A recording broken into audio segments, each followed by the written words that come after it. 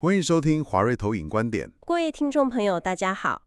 我们今天呢，直接从一个其实蛮极端、蛮反常的数据看起。没错，今天我们要来解读由 Nomura 撰写的报告。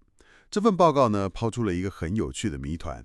大家看，6月份中国整体的零售只有微幅成长1%，几乎是停滞的。对，但是您如果看通信设备这个类别，它却逆势暴涨了16.5%。这个落差真的蛮不可思议的。大家都在喊消费降级，怎么买高价手机的人反而变多了？对呀，这其实很有意思。如果您翻开这份报告，请看第3页的数据。刚过去的618档期，手机总销量其实是下滑了13%。总销量是掉的。没错，可是呢，Apple 的销量却大增了24.4%，然后华为也成长了19.4%。哇，24.4%，这差很多哎，等于是只有头部品牌在涨吗？对，这份报告把这个现象称为避风港效应，也就是在经济大环境充满不确定性的时候，高收入族群的消费力其实并没有消失。他们只是变得极度挑剔。完全正确。了解，这感觉就像是整个购物中心空荡荡的，但是那个顶级的 VIP 专柜却大排长龙。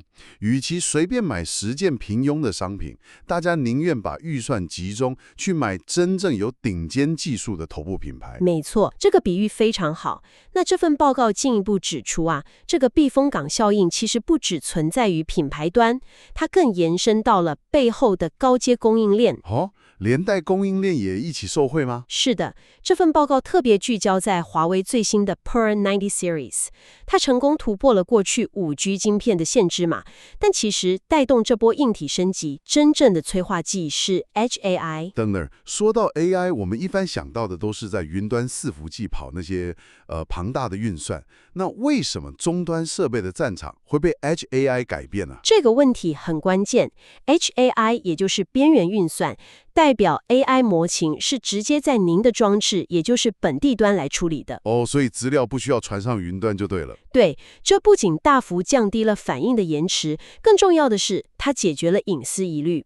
像华为最新的 Harmony OS 7就深度整合了 AI Agent。AI Agent， 所以现在手机已经不只是一个被动接受指令的硬体，而是变成具备自主学习能力的贴身助理了。完全切中要害哦。那您想想看，为了让这个贴身助理在手机本地端顺畅运作，手机本身的硬体是不是就必须大换血？真的记忆体频宽散热技术这些要求一定是倍数增长的。对啊，所以这波软体升级迫使硬体供应链必须全面跟上。这份报告提到，连日本核心的电子零件供应商都因此接到了大量订单，迎来了全新的估值重估机会。哇，这样底层逻辑就通了。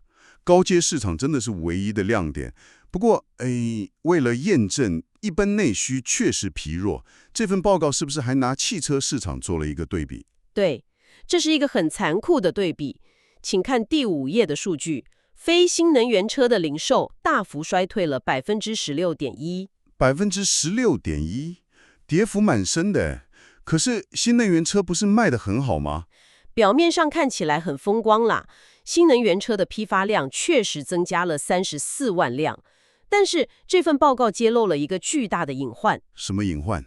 这34万辆的增量里面，有高达32万辆是来自出口。等等，34万里面有32万是出口，这等于新增的产能超过90%都是靠国外市场撑起来的。对，这代表国内市场根本消化不了这些庞大的产能嘛，车厂只能一直往海外倒货。这背后的风险很高吧？万一遇到欧美提高关税，或是贸易壁垒加剧，这些车厂不就惨了吗？确实如此，他们会瞬间面临庞大的库存压力，还有现金流的风险。这跟高阶手机那种由内需高净值人群实打实支撑出来的避风港效应，基本面是完全不同的。原来如此，所以现在的投资逻辑已经不能再期待大盘普涨了。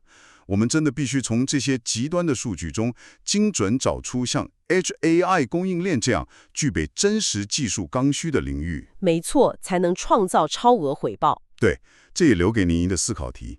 在您的观察中，还有哪些产业正悄悄形成这种不受大环境干扰的避风港效应呢？这非常值得深入挖掘。以上是今天的重点摘要。如果您喜欢我们的内容，欢迎追踪华瑞。若您对加入华瑞有兴趣，或是想要与我们进一步联系，欢迎随时与我们联络。